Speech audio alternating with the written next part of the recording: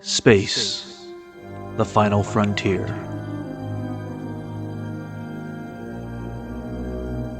Join us for a bold conversation. Our prime directive? To recap our favorite Star Trek shows, both new and old. To engage in debate about all things Trek. Prepare to energize with phasers set to stun.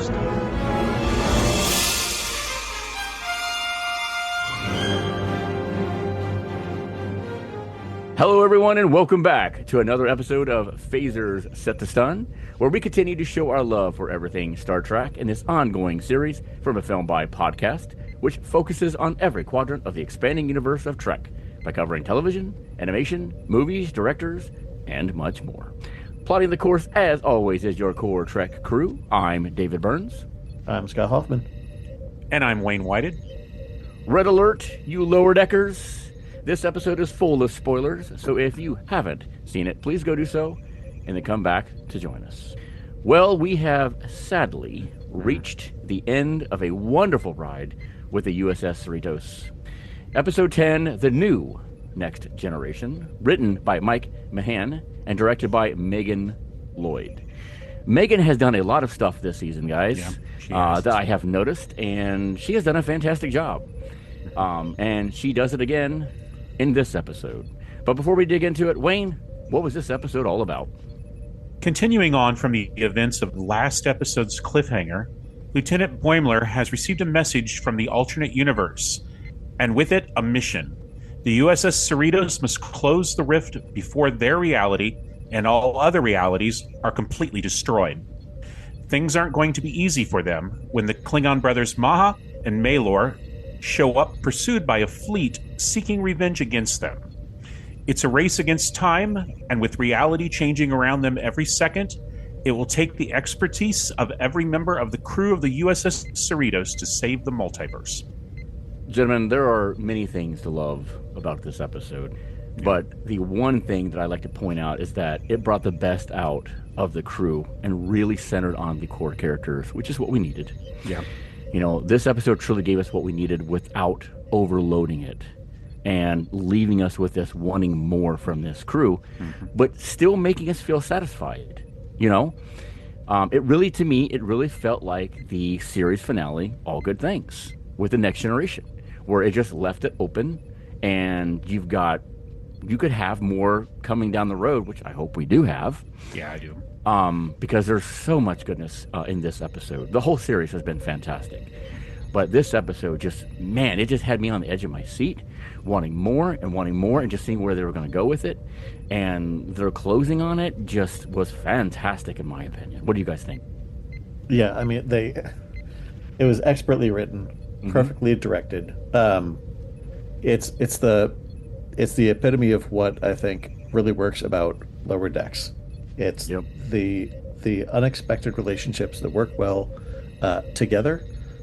They managed to wrap up a finale for a series that's had 50 episodes, which I think is amazing in and of itself. But it was so jam-packed with this epic finale, but it breezes right by in 30 minutes. That in and of itself is amazing.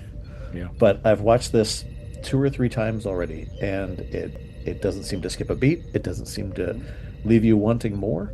In that they, seems like they missed something. It's a little bit more like I can see exactly where they could go with this, which is ironic because of the portal there next to you. There's so many possibilities of what they can do. Yeah. The pacing was perfect in this episode. It Perfect. was. Yeah. Yeah. I'm glad they gave it a little extra time too, and let the runtime run over a half hour because it needed it. Like you said, it wasn't crammed, but I'm very satisfied with how it ended. A little surprised, but very satisfied. Over the last 9 episodes, 9 podcasts we've done over this season, we talked about not seeing much of this overlying seasonal story that we knew was taking place, but we had no clue. It baffled us, Right. And here we got in this final episode, we got elements of practically every episode that came before it this year. It all came together. We were getting pieces of that story and we didn't even realize it. I love that. I thought that was actually brilliant the way they pulled that off. Yeah. I agree with that, Wayne. I felt like at times we were getting a little lost and like, where are we going with this season? This is it. But then when they wrap it all up, it isn't wrapped up in a nice bow for us because it's perfect. Yeah. All the threads connect. Yeah. Right. Yes. We come back with this satisfying connection to each of them. There were a couple that kind of puzzled me, like when the guy who drops out of the ceiling in sickbay. There were little things like I forget what that is, but I kind of want to go back and watch the rest of it now. Right. There were a lot of little gags and stuff. I mean, you have to watch this episode quite a few times to catch all of them, and you'll still miss some. There were a lot of callbacks to just this series, which I like. I'm glad that they didn't bog this down with a lot of continuity, with a lot of guest appearances and things. They centered on the lower decks, and that's what is needed. We didn't get another repeat of like Enterprise's finale. I'm so happy about that. Yeah, no, I completely agree. I mean, I felt like, we focused on the main core of these characters that we've grown to love and watch over these 5 seasons, and they did that perfectly in this episode. And it's everything that I wanted, to be honest with you.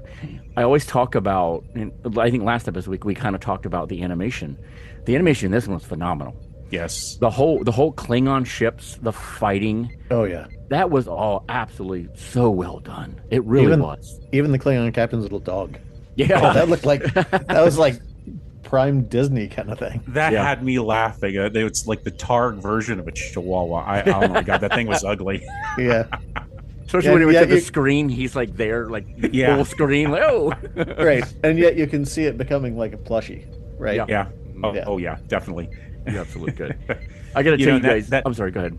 Oh god. Well, I just wanted to say that opening shot with the Klingons when they were approaching the rift. I had a lot of vibes all during this episode of Star Trek: The Motion Picture. They did a lot of emulating the shots from that film, and I love that. Yeah. That's exact vibes I was getting too, Wayne. So I think that's exactly what they were going for. That's spot on for sure.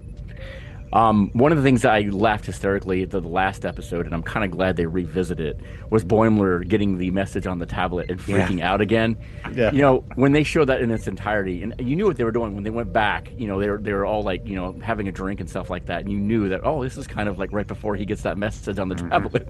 And then when he lost it, you just hear him going off in the distance, just screaming. I laughed so damn hard at that scene, man, just because of that.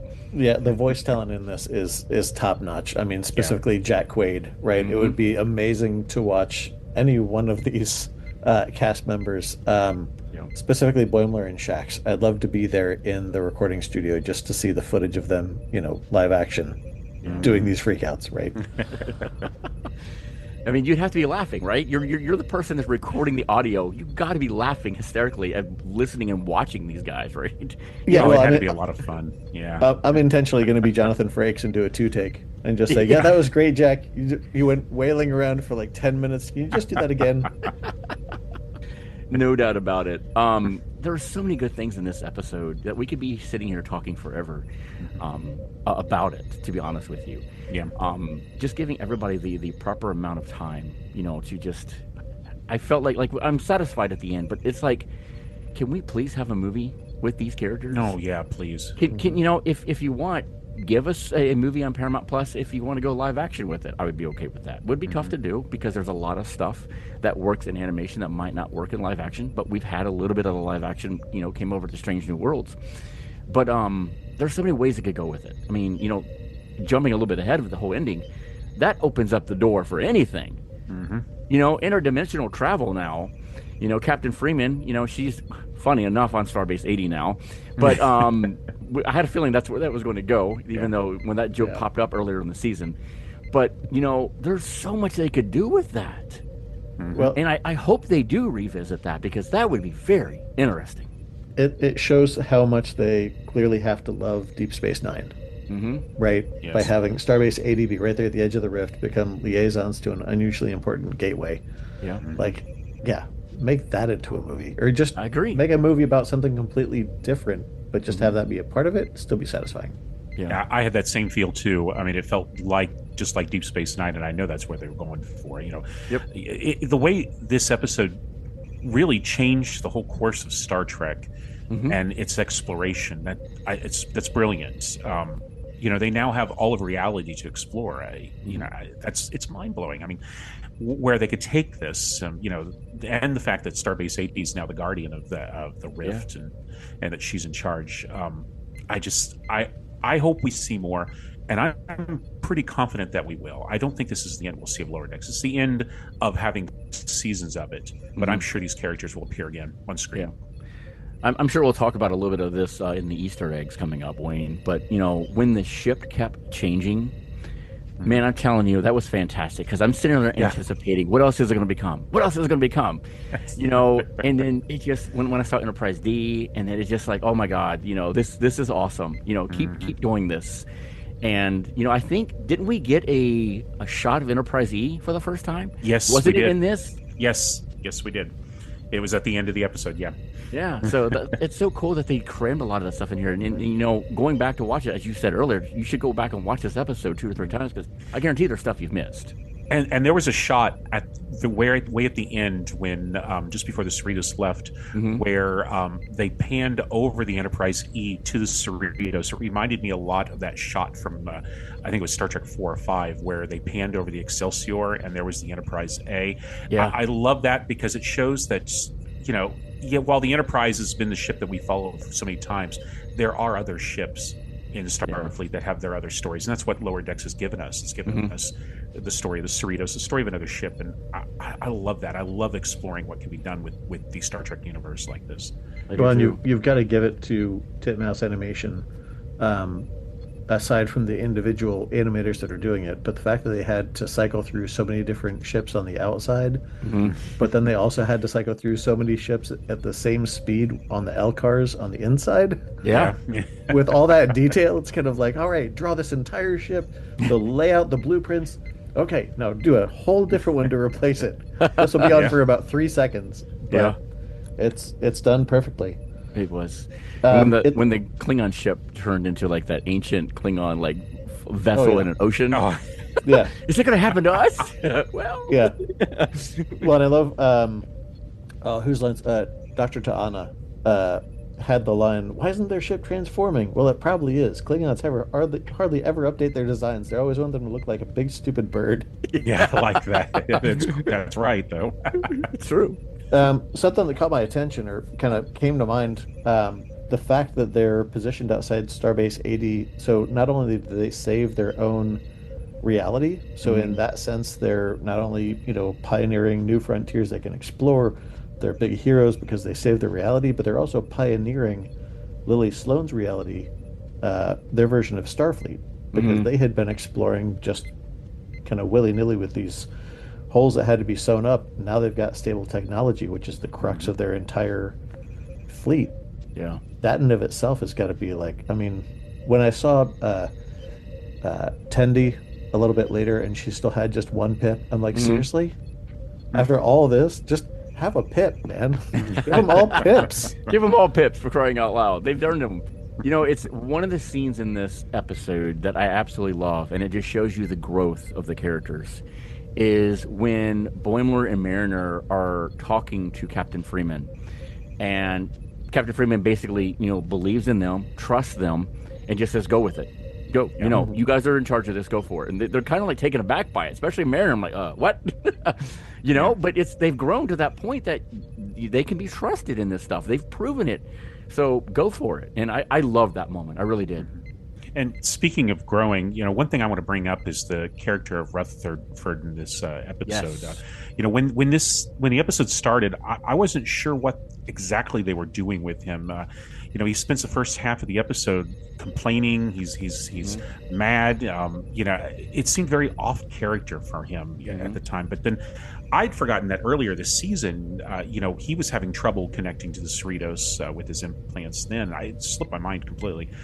But it ended up with showing how much he has grown, when he realized that he didn't even need those implants to be a great Starfleet engineer. It links his story to the rest of the Lower Deckers, which we've seen all season, the growth of these characters and the way they discover their true selves. I love that ending, that's great wrapping up for his character. Well, And he looked even had weird without it, without those implants. Really weird. Right. That shocked me a little bit. Well, it took me back to that episode where we meet kind of his past self or his other self. Yeah. But yeah, he had a great line of dialogue. I don't know exactly what the words were, but he basically says there is no better ship for this situation, that the Cerritos is specifically made to adapt. Like, they turn into a sovereign class, and they're like, oh, we'll have to settle for it, I guess. But he's like, no, we want to be the California class because it's what can adapt to the situation, what can help them get through these, what do they call them? Schrodinger's field? Schrodinger's field, yeah. Clever little bit there. Just being able to adapt, and Rutherford knowing that it isn't him that has to change, he needs to kind of accept the ship. Yeah. This show has a lot of good one-liners, and they've carried that on over and over and over throughout the seasons. There's not too many shows that you can hear the words "all hands brace for weird" and believe it and understand it and go with it, because it's perfect for this show. It really is. Yeah, it is. When Captain Freeman yelled that, I was like, "Are you kidding me?" And I just started laughing because that was hysterical, and it happened so fast that if you weren't paying attention to it, you were going to miss her line. But I thought that was fantastic. But even when Shax realized how amazing their weapons were, and he goes, "Oh, and our weapons are down." Yeah, he's like, "Ooh, we got Terran class weapons. This is gonna be awesome." Oh, but they're down. Oh, but they're down. Yeah. Yeah. Well, as far as lines, I was just happy that we got two back-to-back. What was it? Uzani, when the light came over the mountain, and Jenza was the truth was uncovered. Yeah. I was like, they did it back to back. Yes, Keishan. So fantastic, man. There's just a lot of stuff in this to watch. And listeners, if you've watched it, go back and watch it again, because there's so much you're going to see again that you would have absolutely missed. There's no about that. How do you guys feel about? And I'm ecstatic that it happened. How are you feeling about Ransom taking over the ship? I love it. I think it's perfect.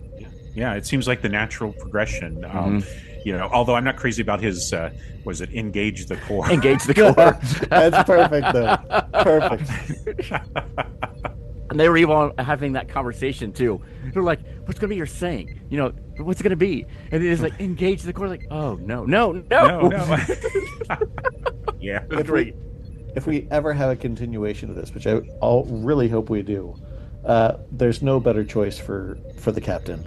Like, you've got the most Riker-ish person on the ship, and I say that with love. But he's just the kind that's going to be able to push the buttons on Mariner and drive Boimler crazy with a bunch of neuroses and whatnot.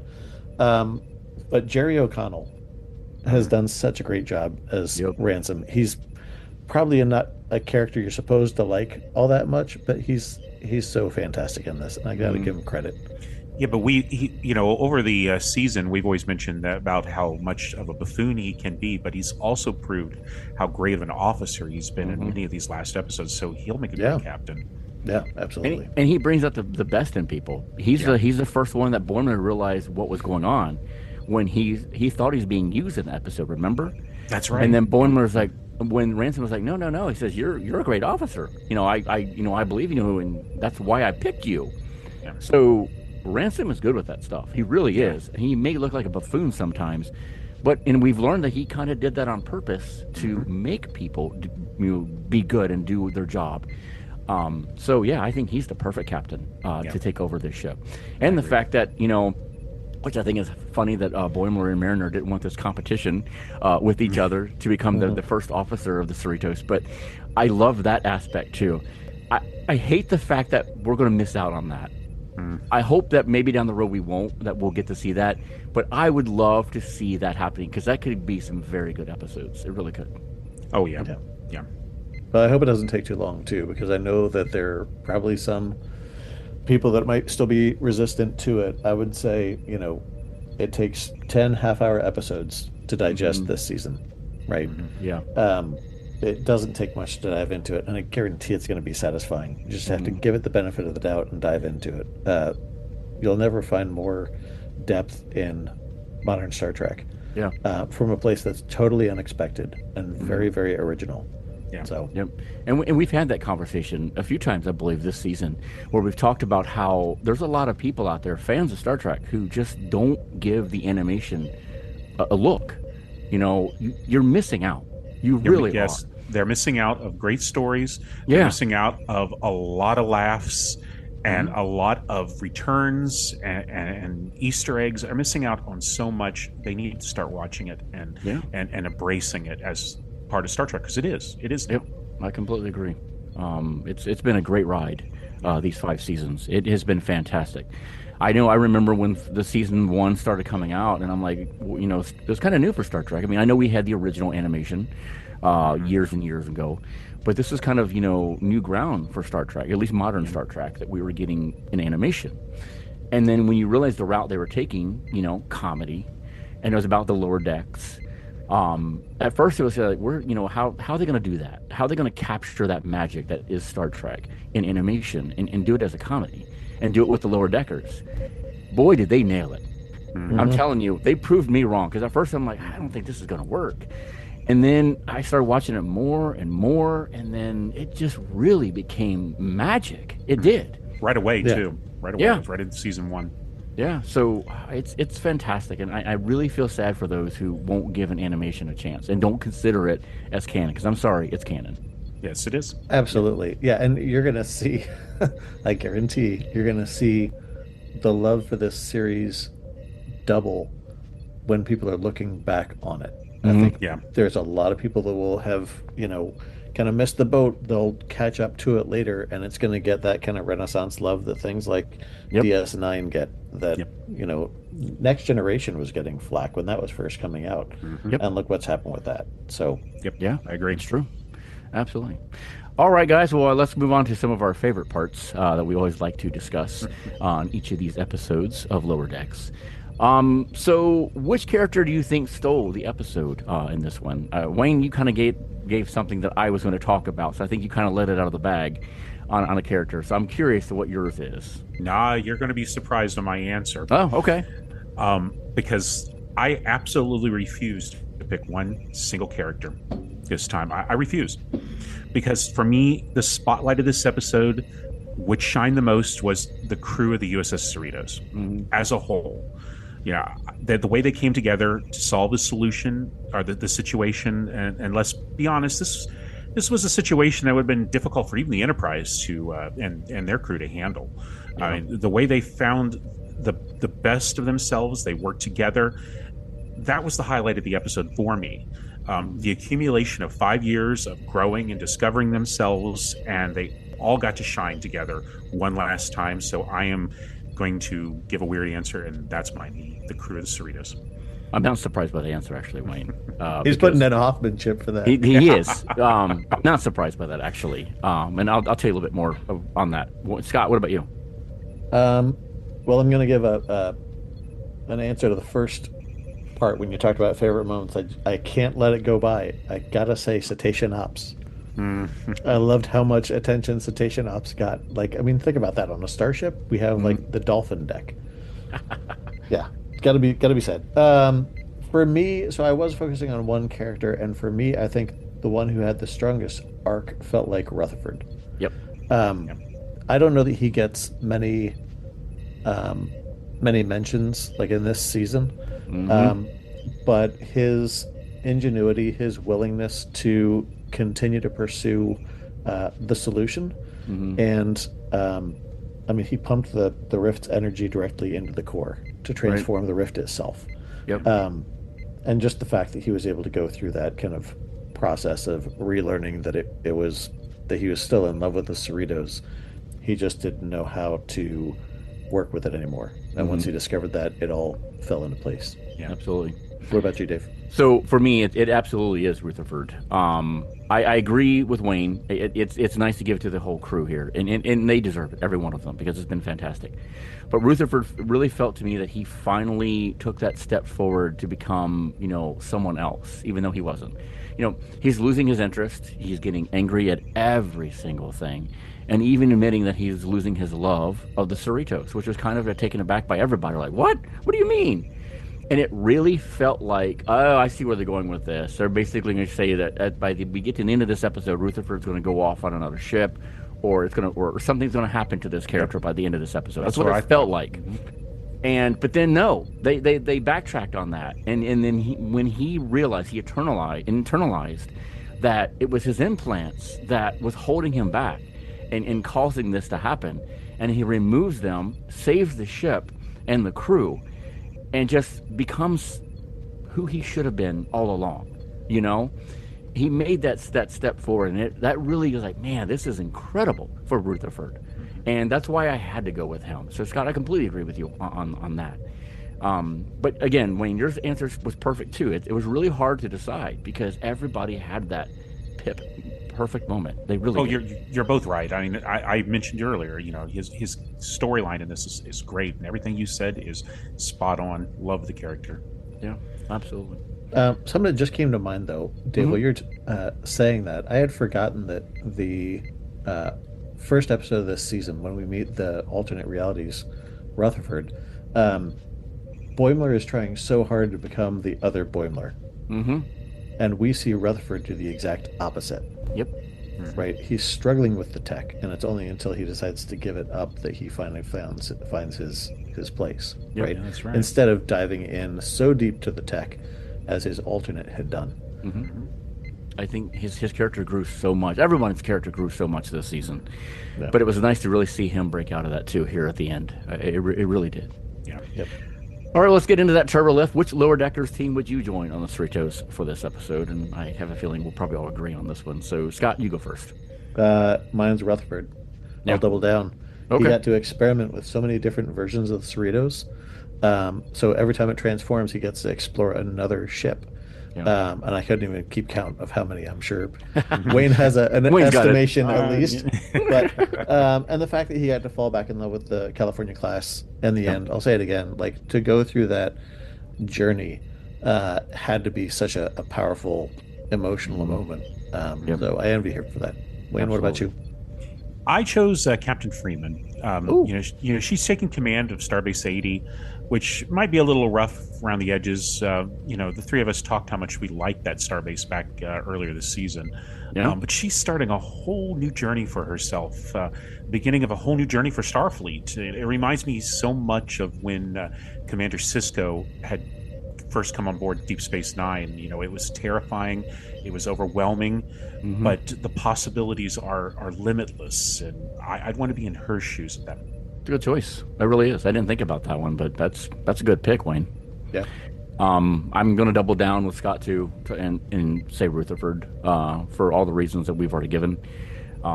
Just growing and coming to terms what was bothering me, becoming someone better. I just absolutely would love to have been that character, and seeing that growth. We all would love to have something like that happen to us. But again, I don't think there's any bad pick in this episode. Yeah. They were all fantastic, every one of them. Getting to even see, and to go back to Captain Freeman a little bit there, Wayne, even getting to see her belief in her daughter, Mariner. Yeah.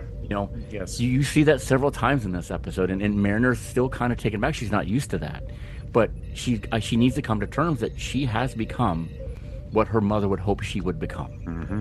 And she became herself, but she also has proven to become an incredible officer, not only for the Cerritos, but for the Federation, for everybody, for Starfleet, all of them. Yeah. So seeing that happen too, I thought was incredible. All right, well, let's move on and talk about, I know, Wayne's favorite part of this, and I'm anxious to see what he's got. Let's talk about the Easter eggs. Wayne, what'd you find? Well, let's start off with something that we kind of briefly touched on. When the anomaly hits the Klingon ship, one of the Klingons briefly turns into an early Star Trek Discovery version of the Klingons. This is the first time that we saw this look outside of Star Trek Discovery, which, by the third season of that series, they'd pretty much abandoned that design.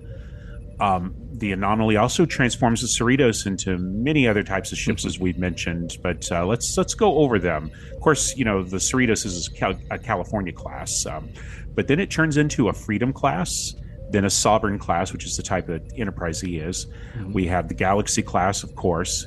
The Oberth class, you remember that as the USS Grissom from Star Trek 3. And then we got the Miranda class, that was the USS Reliant from Star Trek 2. Plus, we get to see what the Mirror Universe ISS Cerritos would have looked like. And speaking of that Mirror Universe, that Terran Empire logo that was seen on the bridge of the ISS Cerritos, that's a new design that's only been seen a couple of times. Once on Star Trek Prodigy, second season, the episode that they did called Cracked Mirror. But it first appeared in the IDW comic book called Star Trek Mirror Broken back in 2018. It's a little bit of different design. It looks like it's got wings on the side, but it's really cool. The Freedom class starship in its one nacelle was first seen as one of the destroyed ships at Wolf 359 in Next Generation's Best of Both Worlds Part 2. I don't know how it develops a warp bubble either. Nope. Now, when Relga and her crew get hit by the anomaly, they devolved into proto-Klingons. That's just like Worf did back during the 7th season Next Generation episode Genesis. We got a reappearance of Lieutenant O'Connor. This is the man that fell through the portal in sickbay. He is from the first season episode Moist Vessel, where he had ascended to the koala. He's now back after 5 years. Yeah. I'm kind of curious as to what his adventures were there. And then, of course, finally, near the end of the episode, we got that brief appearance of the USS Enterprise that was sitting outside the stable rift. I just want to mention that this makes this episode, chronologically, the next appearance of the Enterprise after Star Trek Nemesis. Oh, nice. That's a lot of good finds there, Wayne. Well done. Scott, anything that you, Wayne, might have missed? I doubt it, but hey. Well, mine's not an answer, it's a question. There was a scene, and I forget which one it was. There's the bridge was filled with core cast members. There was one person that was kind of injured in the Deanna Troi position, but I didn't recognize the character. And it was almost like this person seems to just kind of snuck in out of nowhere. And it might be if I remember the scene you're talking about, I think that might be Dr. Tiana, but she's wearing her pirate outfit. Nope.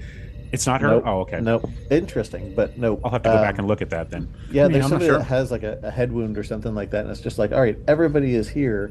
There's no other crew members on the bridge except for this one injured guy sitting in Troy's position. And I'm like, is that kind of like a Q Easter egg or something like that? Like, it's not somebody that just kind of snuck into the scene and then sneaks I'll have back to out. go back and take a look at that. But I mean, there were appearances from so many characters from all 5 seasons. They Exactly. briefly appearing. Things like there were so many of them that I didn't even mention that slipped by. But it's great that they squeezed everybody in here. So it's probably is someone of meaning, someone with a name that I don't remember. Yeah. A ton of fun cameos though, especially the nod back to the Twains Oh yeah, toward the end. I love that. Yeah. Well, it's just a shame that the series had to come to an end like this. I wish we had. I would love to say one more season, but you can always say that when you get this kind of goodness out of a show. It's been fun talking about it too. It Lower has. Decks. Absolutely. And I mean, I'll just throw out another plug to if you go to titmouse.com, I think specifically Titmouse stuff is where they have a shop where you can get shirts, pins, a lot of swag that shows your love for Lower Decks. I know that when we were at a con recently, we saw a couple people actually, cosplaying as Lower Deckers. And when you see them, you're just kind of like, I got to point it out. I got to say that's awesome that you're showing love for it. So if you have a chance, I would chase down some of that swag. Show Titmouse the support that it deserves. And maybe we can get a little bit more. Yeah. And also, let me mention that if you are missing Lower Decks and you just want some more, IDW Comics has just started a new series just this last month of Star Trek Lower Decks comic book. They just released issue 2 last week. So while it's not the TV series, but you can get a little bit of your fix there. Yeah, get a little more love of Lower Decks, that's for sure. All right. Good point. All right, listeners, our channels are open for communication. Tell us what you thought about this episode and the fact this was our last episode of Lower Decks. Do you want more? Do you want to film as much as we do? Let us know by sending an email to afilmbypodcast@gmail.com or reach us online at afilmbypodcast.com or follow us on all the social media platforms. And if you're looking for more exclusive content and swag, send some platinum our way through Patreon. All right, we will return. Phaser set this done on January 22nd, where we will go back to do Trek Spectations again, like we did back towards the beginning of this year. We will dive down and talk about what we can expect from Star Trek this year and in the future. All hands, brace for weird. Guys, thank you so much for joining us, as always, and talking about Star Trek, our love. It's been a great adventure. Thank you both. It has. All right. Thanks for listening, everybody. Engage the core.